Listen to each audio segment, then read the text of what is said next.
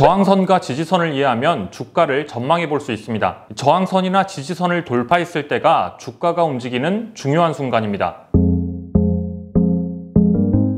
안녕하세요. 매일경제TV 김용각 기자입니다. 오늘도 주린이들을 위한 주식 투자 정보를 준비했습니다. 저항선과 지지선에 대한 이야기입니다. 주가가 저항선과 지지선을 벗어났을 때 주가에 새로운 변화가 나타납니다. 그래서 저항선과 지지선을 잘 이해하면 주가 전망에 큰 도움이 됩니다. 당연히 주가를 잘 전망하는 것은 수익으로 직결됩니다. 저항선과 지지선이라는 어려운 표현을 썼지만 주가의 고점을 이은 선이 저항선, 그리고 주가의 저점을 이은 선이 지지선, 이렇게 생각하면 쉽습니다.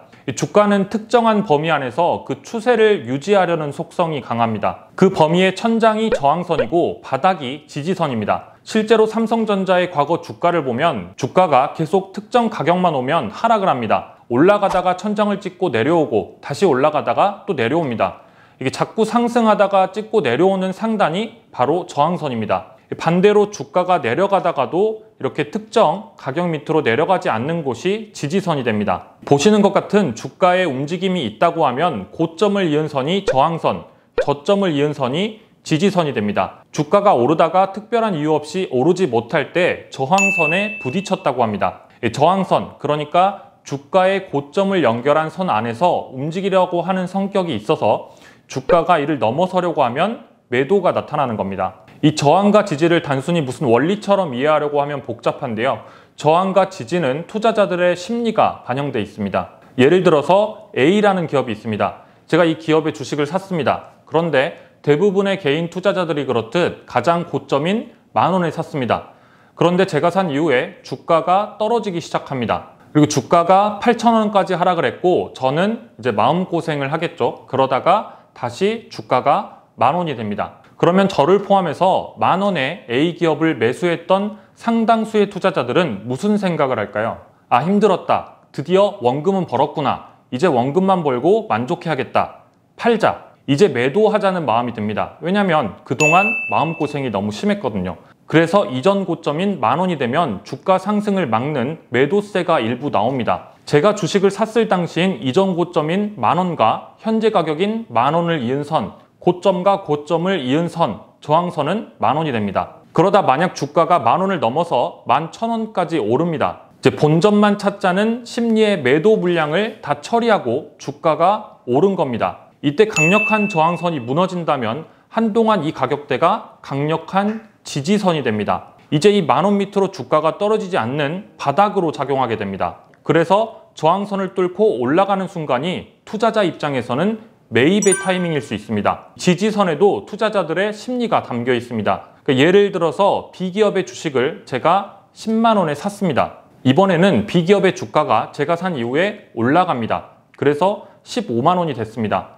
역시나 대부분의 개인 투자자들이 그렇듯 저는 주식을 팔지 못합니다. 더 큰 돈을 벌고 싶어서 주식을 안 팔고 가지고 있었습니다. 그랬더니 주가가 다시 100,000원이 됩니다. 이 원금 수준까지 내려왔습니다. 그러더니 주가가 100,000원 밑으로 살짝 내려갔습니다.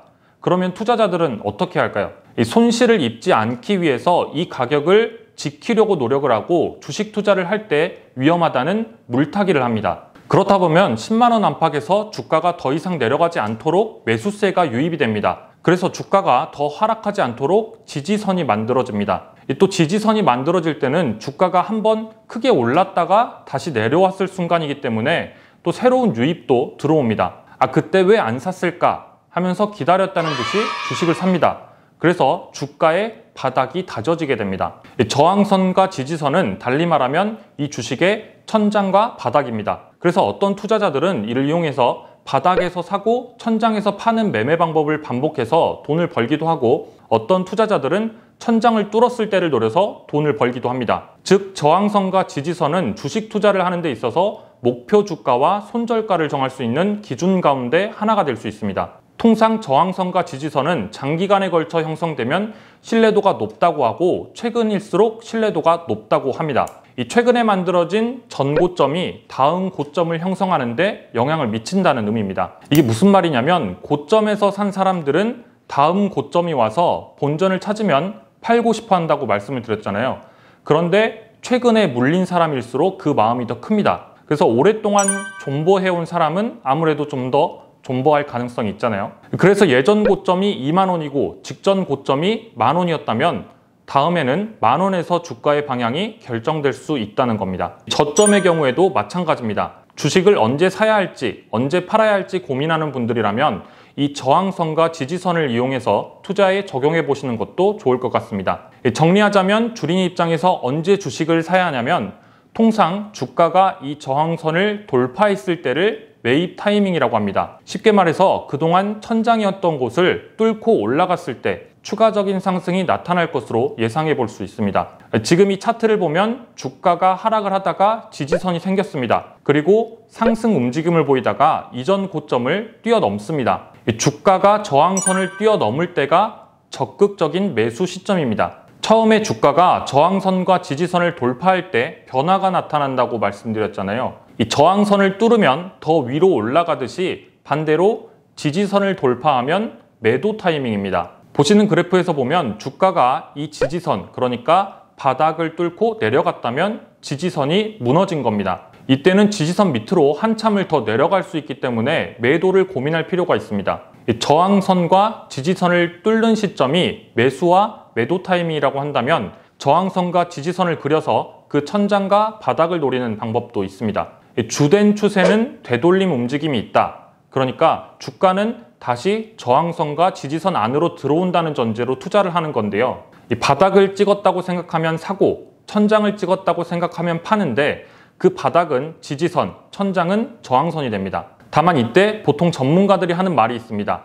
추세의 움직임과 같은 방향으로 포지션을 만들 때 천장과 바닥을 잡으려 하기보다는 전체 추세 움직임의 절반만 취하는 방식이 좋다고 합니다. 정확하게 바닥과 천장을 잡기는 어렵기 때문에 큰 추세를 보면서 거래를 하면 좋을 것 같습니다. 저항선과 지지선은 주식 투자를 할 때 중요한 개념이지만 주가는 반드시 이 저항선과 지지선에 의해서만 움직이는 것은 아니기 때문에 투자에 주의하시기 바랍니다. 돈이 되는 정보 돈터치 매일경제TV 구독과 좋아요도 부탁드립니다.